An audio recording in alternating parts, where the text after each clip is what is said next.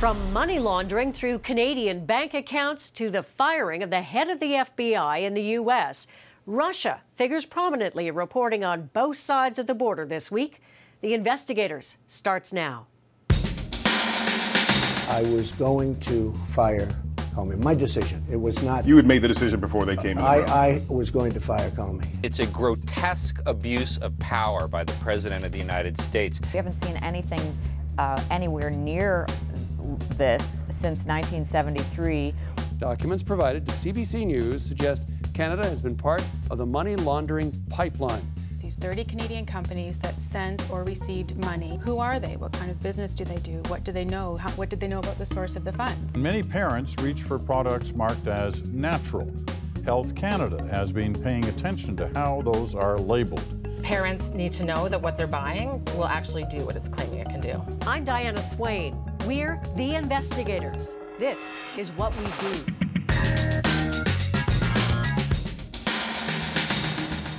Donald Trump's decision to fire the head of the FBI left jaws dropped and left journalists scrambling to try to explain what had just happened. Wow, what a move by President Trump. Even the most seasoned journalists were caught off guard. Stunning news. Comey, of course, was heading up an investigation into alleged links between Donald Trump's presidential campaign and Russia, and he famously reopened an inquiry into Hillary Clinton's private email server just 11 days before the U.S. election, a move Clinton has blamed for her defeat and one that Trump praised. And it took guts for Director Comey to make the move that he made. But more recently, Comey had fallen out of favor with Trump and made mistakes in his congressional testimony last week. Still, his sudden dismissal came as a surprise. He took the recommendation of his deputy attorney general who oversees the FBI directory. So that was fun. But here's what happened today. And it's a grotesque abuse of power by the president. An investigation that could lead to treason.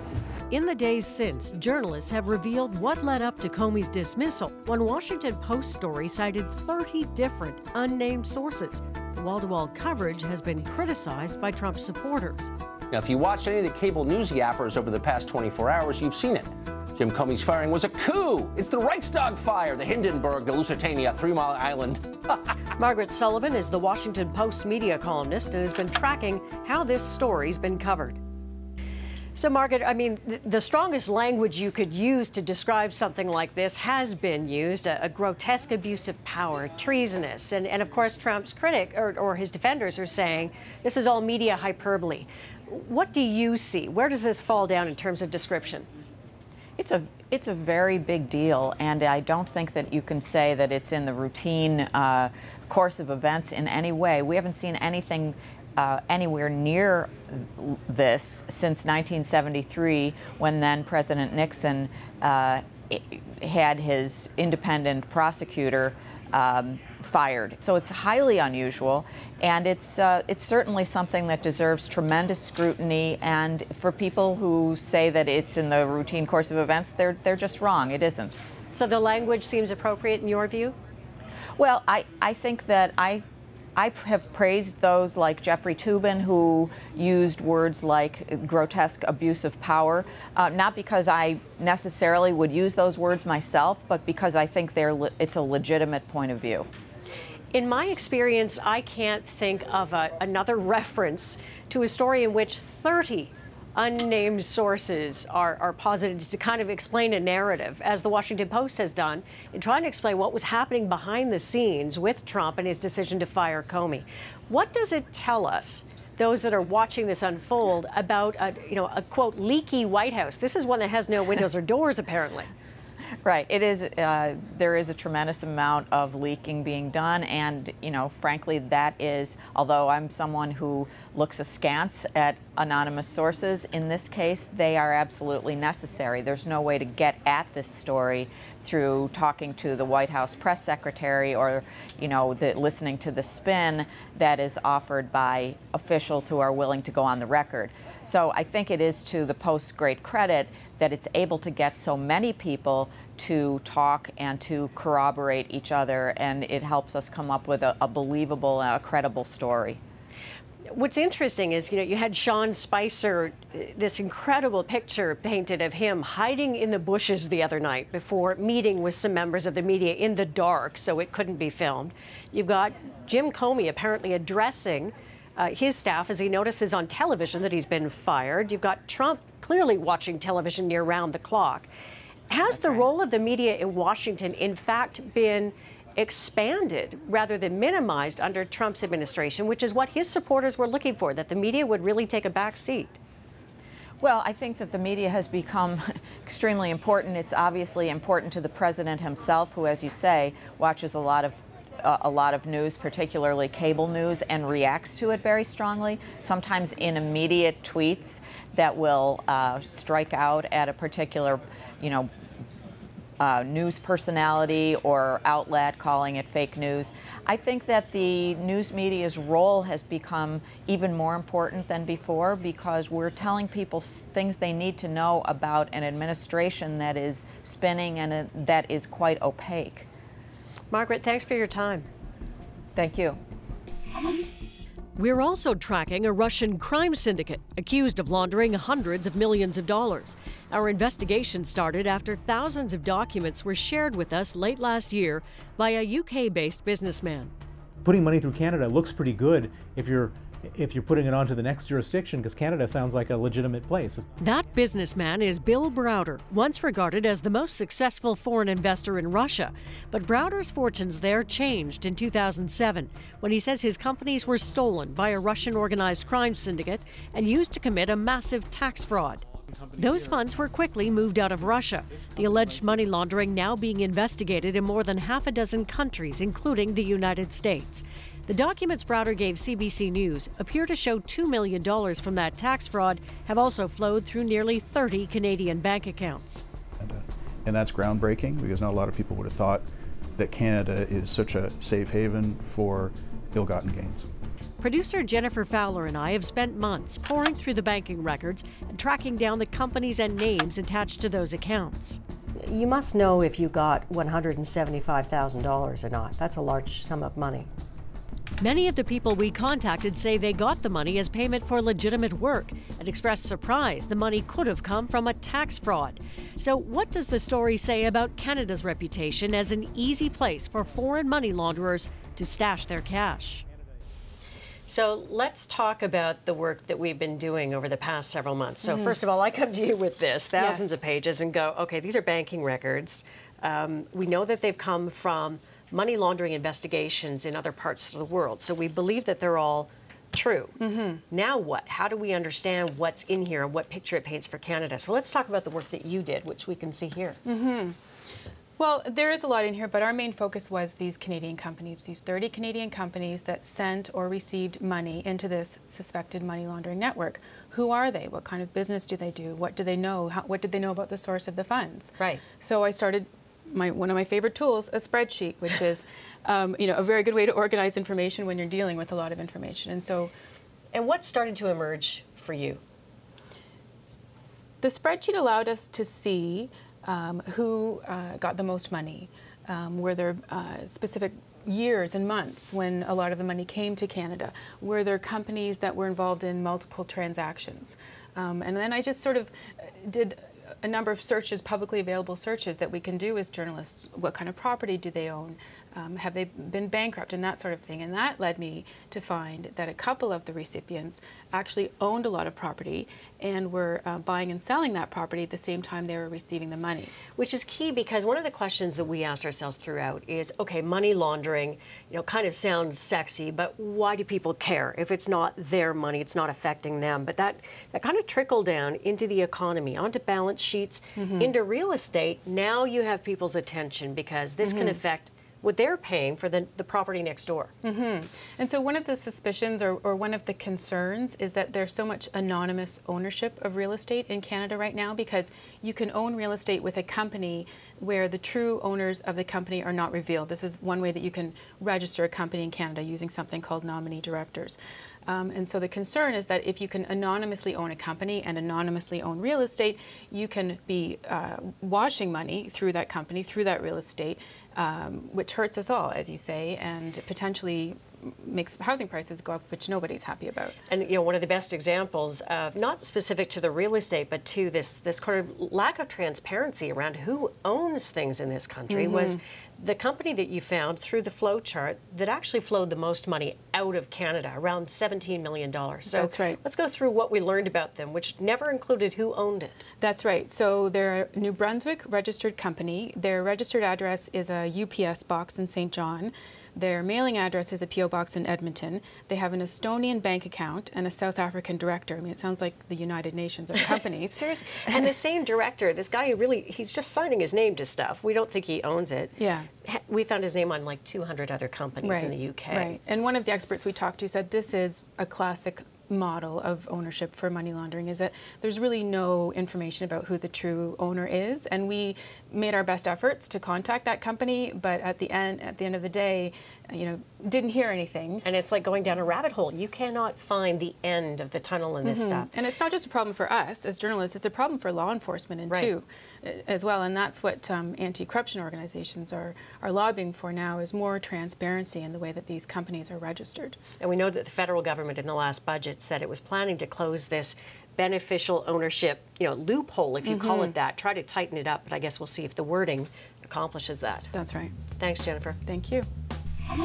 I prefer it all natural, something that's a little more from nature. We're also digging into misleading claims. We'll go inside a years-long investigation into natural remedies. I actually got my hands on a letter that was sent from the Homeopathic Association to Health Canada. Plus, clearly false advertising. Do some electric cars deliver the mileage manufacturers promise? One of 5 things we learned from investigative journalism this week. Our roundup is next. But first, and the winner is... 전쟁의 서막. 승자는 아무도 모른다. No, that's not a scene from Game of Thrones. It's a South Korean TV channel announcing this week's presidential election results. Not into fantasy? How about Pokemon, curling, running? They've got you covered, and if all else fails, there's always the dab. Let's give the site of the next Olympics the gold medal for graphics. Here are 5 things we learned this week from investigative journalists. A BMW owner accused the automaker of overselling the performance capabilities of one of its electric vehicles. He told CBC's Go Public the car he bought couldn't travel the distance BMW said it could on a single battery charge. BMW says the battery range differs according to driver behavior. A Toronto Star Ryerson School of Journalism investigation found no government agency routinely tests E. coli levels in Toronto Harbour. Testing by an environmental charity found the harbour, which is popular with tourists and boaters, routinely contains E. coli levels beyond public safety standards. Whistleblowers who work in Ontario's probation system told Global News that many offenders on probation aren't properly monitored. The provincial government says it's hired more officers to deal with what it calls increasingly complex parole and probation cases. Disgraced Senator Don Meredith resigned from Canada's upper chamber nearly 2 years after the Toronto Star published allegations that he'd had a sexual relationship with a teenager. Meredith has admitted to having sex with the young woman after she turned 18. And CBC News found producers of homeopathic remedies for children are still showing unproven claims on their packaging, in spite of new label rules brought in by Health Canada. Those rules were announced 2 years ago after a CBC Marketplace investigation exposed serious shortfalls in the way natural health products are approved in Canada. There'll be nothing stopping us from getting it onto drugstore shelves and into medicine cabinets like yours. In 2014, Marketplace producers Tiffany Foxcroft and Tiana Grundig, along with reporter Erica Johnson, discovered how easy it was for makers of natural health remedies to get their products licensed by the federal regulator, Health Canada. So when people buy into the marketing of these products, are they being duped? Yes. Yes, they are. As part of their investigation, the journalists created a fake natural product that claimed to provide pain and fever relief to children. They then applied for approval and received a license from Health Canada. Oh, the moment of truth. Did we get our product license? Yep, we did. Over-the-counter pharmaceutical drugs require years of clinical research before they're approved, but natural health products have been allowed to make health claims without scientific evidence. Shortly after CBC's reporting, Health Canada announced that would change. No longer allowing companies to make specific health claims for cough, cold, and flu for children 12 and under, unless those claims are supported by scientific evidence. But 2 years on, But take a tour of the shelves now, and there's almost no change. So how do journalists manage to stay on top of the push and pull between government and a multi-billion-dollar industry? Okay, so Tiffany, you were involved in this original story and in the update more recently. Let's talk about what you know about what happened in the intervening time, because a viewer would have assumed, as I think the journalist did, after that first story that Health Canada was going to move quickly to really tighten what they could put on these labels. Yeah, I think that's what the perception was. Shortly after our investigation, Health Canada came out with a safety alert, letting consumers know that they were no longer allowing claims on certain children's homeopathic products without any scientific evidence. So that was expected to come into effect last summer. So it sounded like big changes were on their way, that they were really paying attention to this issue. This last couple months, I decided to just kind of check in on where that was, started having a look at the drugstore shelves. Didn't really look like there was much change going on. And do you have a sense of whether there was pushback in the industry? You know, Health Canada comes out and says we're going to change this. You think then, okay, here we go. A couple of months, we're going to see that. Instead of 2 years later, you're still seeing the same products labeled the same way. Yeah, so after noticing on the shelves that there wasn't much difference, I got in touch with Health Canada and asked them to share with me exactly what the labeling changes were that they told they told industry they were expecting. They sent the new labeling rules to me, and it looked like it wasn't as strong as what they first came out the gate saying it was going to be.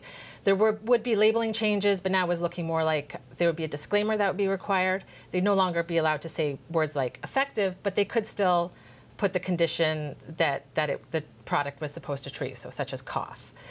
I was curious as to why those changes happened.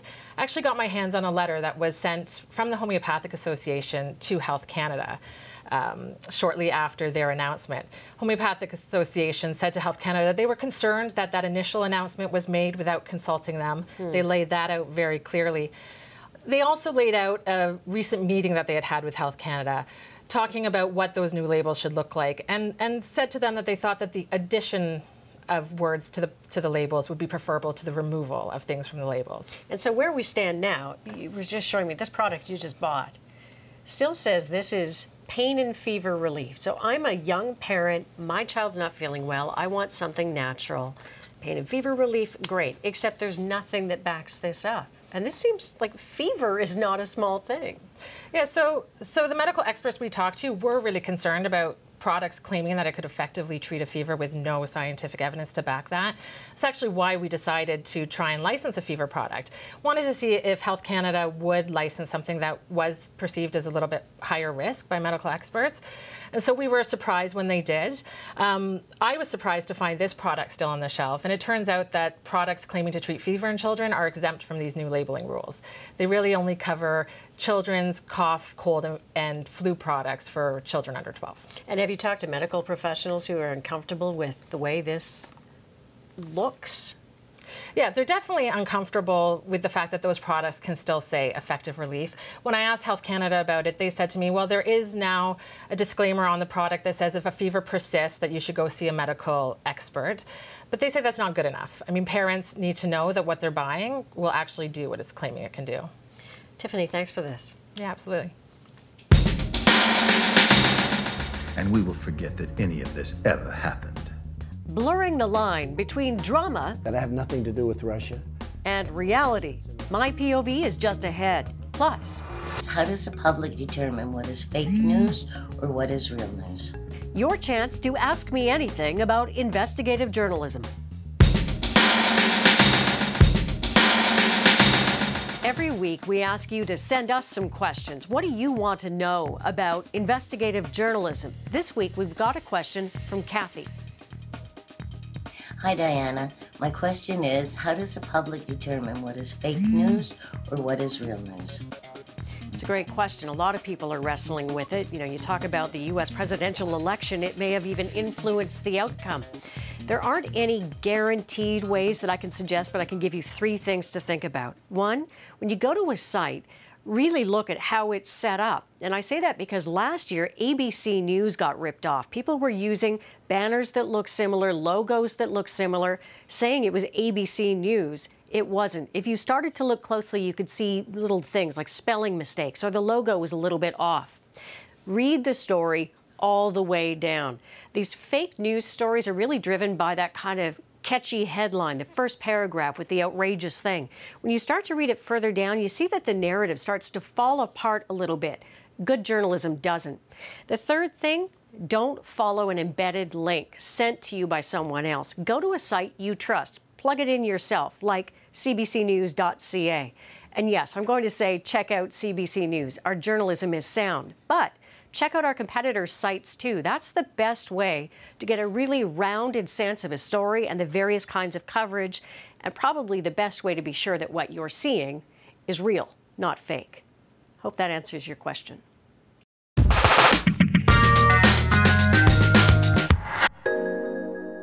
I killed them both, just like he said I did.